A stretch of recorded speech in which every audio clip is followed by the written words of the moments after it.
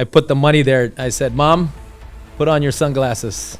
Our future is bright. Let's go. Like the whole future bright with Patrick. We've been using that since day one. I love it. That's I love awesome. it. Let me actually just rewind the clock. 1997, I arrived in this country at 14 and a half years old.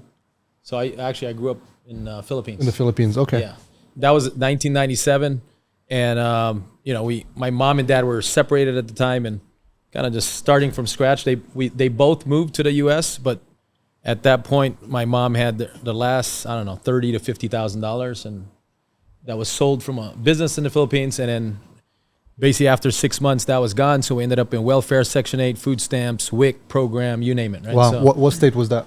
California. California. So we were okay. out in Diamond Bar, California. We were actually living in a condo that one of my aunts left, or just basically it's a condo that was available for a month for free. Basically, that's a long story short on that.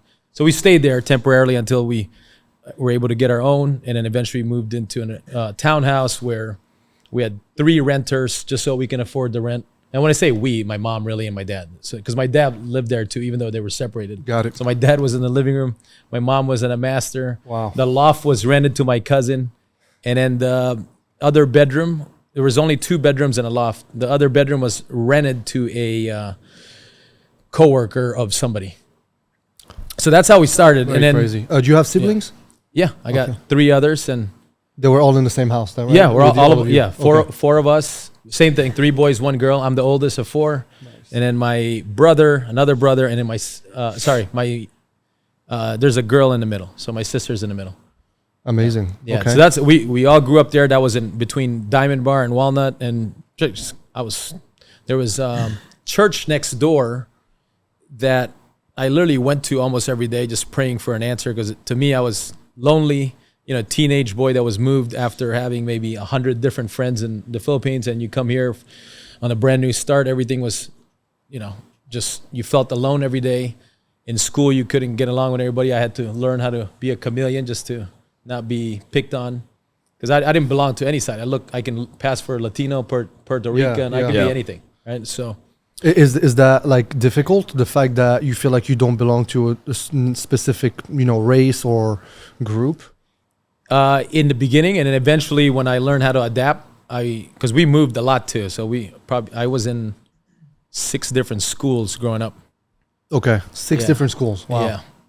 Yeah. Some of it because of me, some of it because of my mom. Me because I got kicked out on some of them, just because I was looking for attention, and then some of it because my mom was moving around. Got it. Yeah. Okay. Well, talk to me about that. Looking for what kind of attention? You're not gonna just slip that in and think I'm gonna let you go by. Like, go ahead. I was wishing you didn't bring that up, but I just do weird. I mean, I was trying to write letters to girls and this and all sorts of different. What are you laughing at, Trey? We got his 13-year-old boy over here. He's like smiling. and some of those things were not appropriate, and I got kicked out. So. Okay. No, let's not So get into details. yeah. It's your fault. You brought your son for a reason. I know what you're doing. Okay. I was 1 month in a school, went out, and then that was just like the beginning stages when I didn't know how to do, didn't know how the whole system worked out. But after that, I think the biggest blessing in there, I was able to be adaptable. Wow. In almost every scenario. I think it's helped me out to be in business. I've got a quick question for you on that, Paul, because I know we're going to get into what you've built and what you've created and just the life you have now. It's pretty amazing for the people that don't know. But before going into that, what's some of the earlier parts of your life? What are some of the things that maybe you believed that now you have completely changed? Some early beliefs you have that looking back, you're like, man, that was totally wrong. Like I'm not a people person. Okay. That was one of them.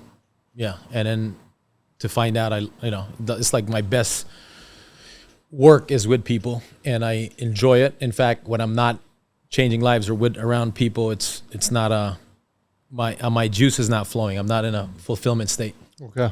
That now you're very social. Yeah. Yeah. And I thought, well, whether it's a thought or belief, I mean, some people, they label themselves as introvert, which I did for the longest. Yeah, you're not alone. I think a lot of people struggle with that. Yeah. 100%. That's Okay, awesome, man. so 1997. Yeah. How was your English back then? It was good. I mean, it's not like I listen to my kids. I'm always in awe on how much they know. Yeah. Well, they have the internet. I didn't have any of that.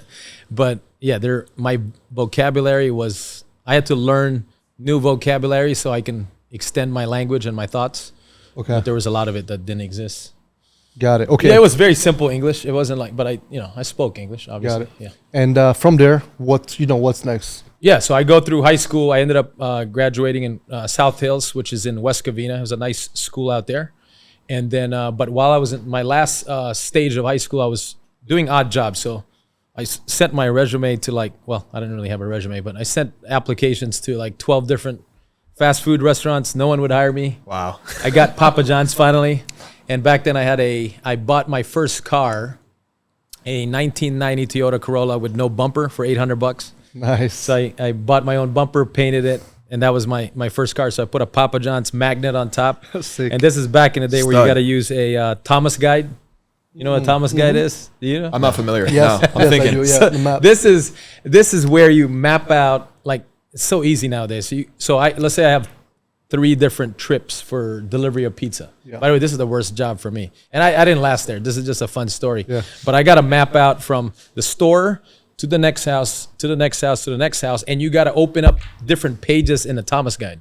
Because not all of it is in one page. So it says there, the next page of this street is on page whatever. Wow. Right? And then you got We're to so map it spoiled back with to the technology. store. It's like, Yeah. So anyway, this is like the most, and then when you're not delivering pizza, and I'm always late, so I never get tips.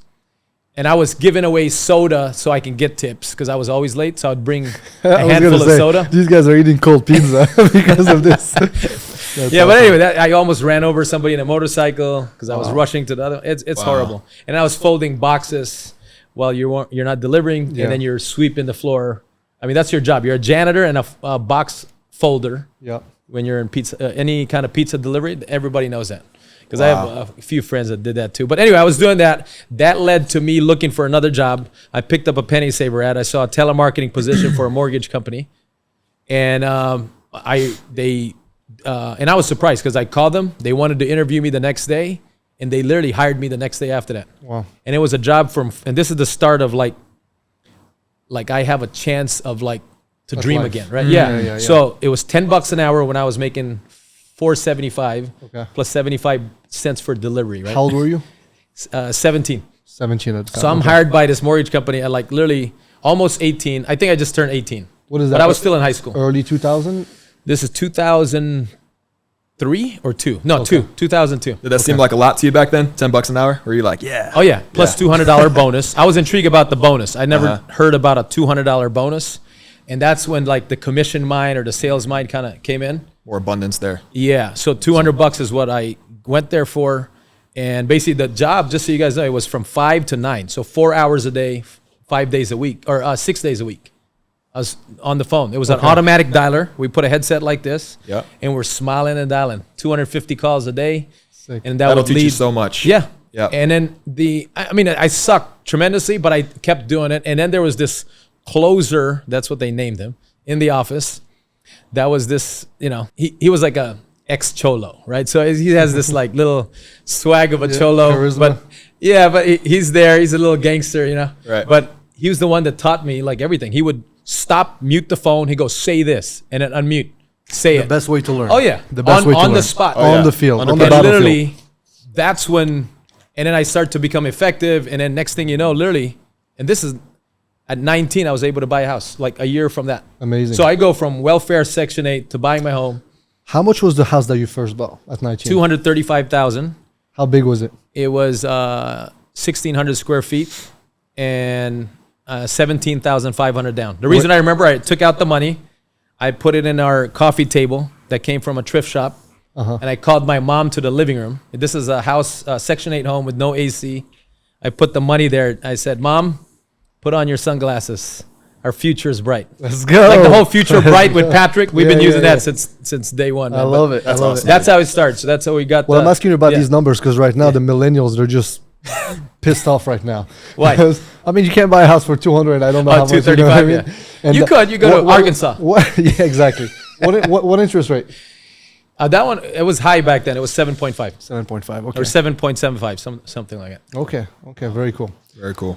What a story. But this is it, man. I think the best way to learn is by putting in the reps. And Yeah. I think you put in the reps fairly young. you know, you're 19 years old, making $250 a day, and that kind of mentor, or you know, putting you on the spot, I think that's the best way to learn. People that role play, I'm not against it, but I think that is one of the best way to learn. Is, you know, throw you in the fire and then just find a way to overcome. Yeah.